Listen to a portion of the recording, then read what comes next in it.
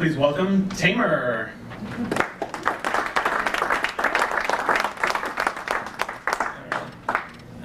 Thank you everyone for hosting us. I'm Matt.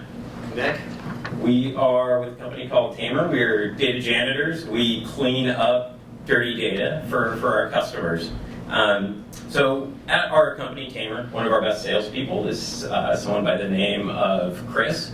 And whenever Chris has a new opportunity or a new account, the first thing he does is goes to Google. He types in, the account, log me in, and he gets all of this incredible information about their phone number, their revenue, their headquarters, all this great information just by doing a simple search. He tries to figure out what is our interaction to date with log me in, and so he goes into Salesforce, searches for log me in. He gets this record, no phone number, but a website, an account owner.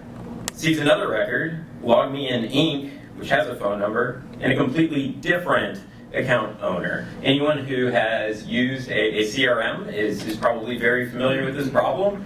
15 versions of Log Me In, each with a different owner, each with a different phone number. And as a result of this problem, you have multiple salespeople who are calling on the same customer saying, hey, do you need technology to help your services business? Do you need technology to help your technology business? And it's really confusing for the end customer. It just creates a bad customer experience. We've built a technology that's the easiest way to solve this problem. The easiest way to get great data about your customers so that every time you reach out, you know the right phone number, you know the right URL, you don't have conflicts at the customer. It is a complete package solution, comes with a data transformations, data deduplication engine, which we'll demo a little bit of. But this is something where you send a file, you get a better file from it. And so it's meant to be very simple and convenient, but also very powerful. When we've compared this against more manual approaches, this machine learning based approach gets over 30% extra duplicates or enrichment. So think of it as 30% better interaction with your customers. A little bit about the company. We were founded in 2013. We're based in Harvard Square, so if you're ever around, please stop by and say hello. About 160 employees, backed by NEA, Google Ventures, and then working with large enterprises. I'm leading our product and go-to-market efforts, and then Nick's leading the engineering efforts. We're a separate business unit within a larger company, and so it's just about 5 of us who are working on this product. And the market that we're going after here is twofold. One, if you're a Salesforce user, if you know a Salesforce user, we want to help. Also, if you or anyone you know is spending money on data management solutions and still ending up with crappy, useless data, we also want to help. That's our market, and that's who we're going after. Nick will walk you through a little bit of how it works and what the technology is. Great, thank you, Matt. Excuse me. Grab that from you.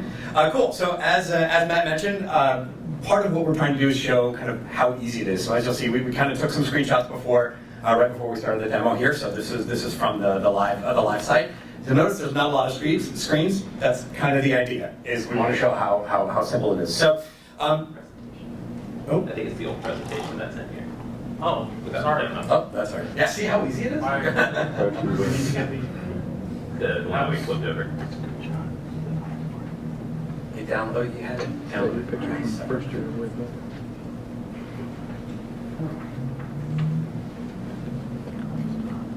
All right, so we're just going to back to where we are, and suspension of disbelief. There we go. Awesome, we're back. Cool. All right. So as I was saying, Matt mentioned before the Salesforce use case and looking to pull data out of Salesforce. What I did is I took out an extract of just an aggregate of what this might look like, getting this bad data out of Salesforce. Again, anybody who's ever tried to do this, pulling data out of a CRM, this is going to look really familiar. You'll notice the names are all different. Some of them got URLs, some of them have cities, and the states are mixed in, what have you. So the idea is you just connect this, feed this into the EMS system. The first step here is it goes through a process of automatically mapping this into what we know about what defines an organization. So identifying what's a URL, what's an organization name, what's an address, all of that information, it automatically adapts it to that schema, pulls out the correct model to apply to it, sends it to our Tamr engine on the back end. This is a thing that we've been developing for the last 7 years.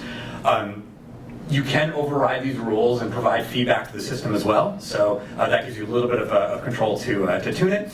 At the end of the day, we'll then present you with this dashboard that lists you all these top records that have been clustered together from all these different sources, and just sort of a slightly clean version where you see we've grouped all of these different records together. They're all identified with a single ID. You'll notice the URLs are all cleaned, all the addresses and the phone numbers have all been consolidated together. Like I mentioned, not a lot of screen, but that's kind of the idea. You kind of drop a file in, you get it back out, and you're good to go. Yeah, so if you're interested, reach out. First 10,000 records free. Just send me an email, mh@tamr.com. Thank you.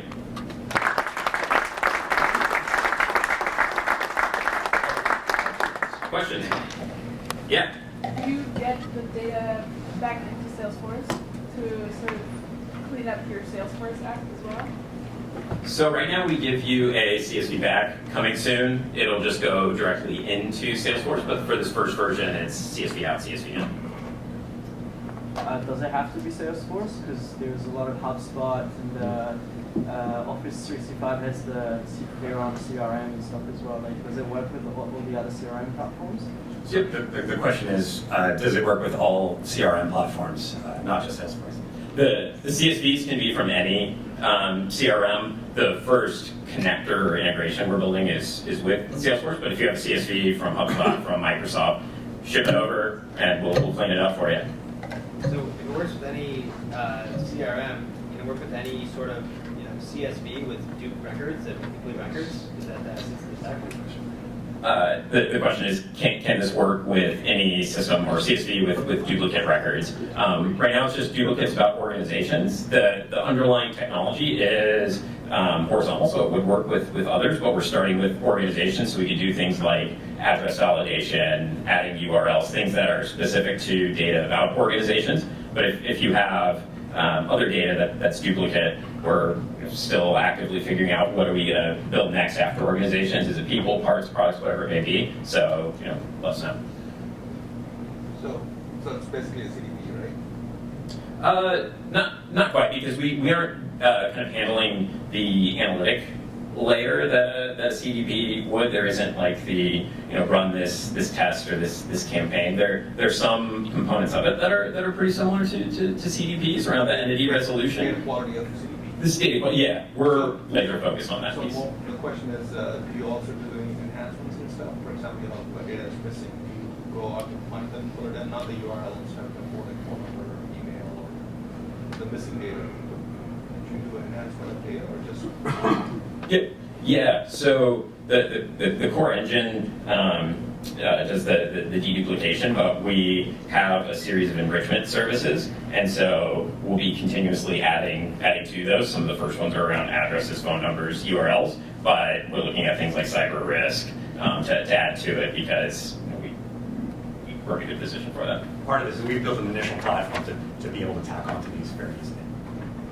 Yep. So what's the main technical challenge here? Why does it take 7 years to build that software that removes the root? Yeah, well, so one of the big issues on this is scale, and so the right now we happen to be targeting sort of smaller volume customers. The underlying technologies have been designed to deal with billions of records, which is an incredibly difficult and squared problem. So there's a lot of sort of secret sauce that goes into that. A lot of it has also been with tuning a system that can generate models. So we have a way that we can actually build models. We can iterate very quickly, building models to make them more accurate to individual customers as well.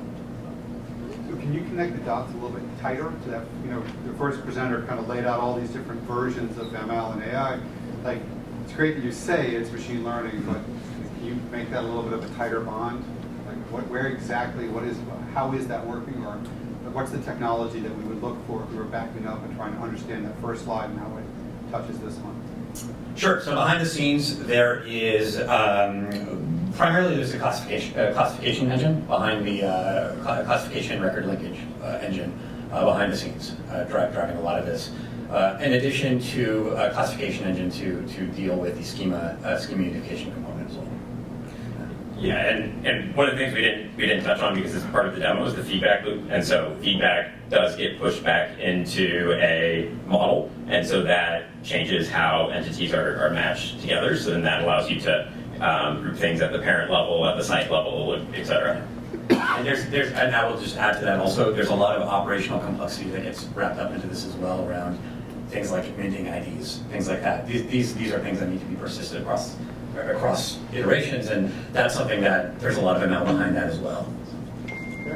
Would you be able to do a kind of a real-time email kind of interface so that if someone moves on the role and say, look, see my new colleague has taken over my position, that it can automatically update? Is that kind of a future? To me, that's the real kind of intelligent part of it, that it automatically updates based on feedback that's coming in. Yeah, so we do have a fast match capability where if someone creates a record in Salesforce, it can hit the service and then right away give back a result that says, hey, don't create this record, it already exists, and it looks like it might be this other record. So it gives you that real-time information, and then with that, your data just stays clean. Yeah, that's great. We're being pulled off the stage. Thank you. Come find us out.